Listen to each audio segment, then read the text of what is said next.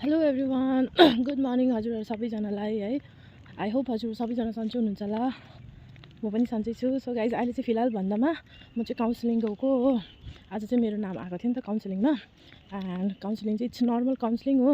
यो चाहिँ सबैजनाको नाम आउँछ पालो पालो गरेर हो। अन्त मेरो चाहिँ आज थियो हो। सो अहिले चाहिँ म जाँदैछु एक्लै फिलहाल। अन्तखेरि छेउमै छ, टाढो पनि छैन हो। अन्त त्यहाँनिर भित्र त के हुन्छ म त्यो तपाईँहरूलाई देखाउन सक्दिनँ होइन, किनभने इट्स कन्फिडेन्सियल हो। त्यो हाम्रो उयसमा मात्रै हुन्छ नि त। सबै अरूहरूलाई जो आर्मी फ्यामिलीजहरू छ तिनीहरूलाई थाहा छ है। अन्त सो केही छैन, एक्लै गएको हो। अन्त इन्डिभिजुअल हुन्छ, एक एकजनाको हुन्छ नि त। अन्त अघि 10 बजी नै भनेको थियो हो, बट 10 to 12 भित्रमा जति बेला जाँदा नि मिल्छ हो। सो म तपाईँहरूलाई जग्गा चाहिँ देखाउँछु, तर त्यो भित्र के हुन्छ त्यो चाहिँ म तपाईँहरूलाई देखाउन सक्दिनँ है। अन्त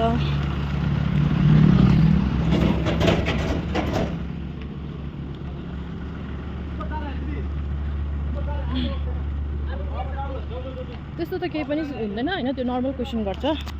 अन्त त्यहाँभित्र म्याम हुनुहुन्छ हो। अन्त हामीहरू जसको नम्बर परेको छ तिनीहरू जानुपर्छ है। इट्स नर्मल क्वेसन हुन्छ, त्यस्तो त केही हुँदैन। घरमा कस्तो छ है, फ्यामिली हस्बेन्डसँग रिलेसन कस्तो छ, अल द्याट हुन्छ नि।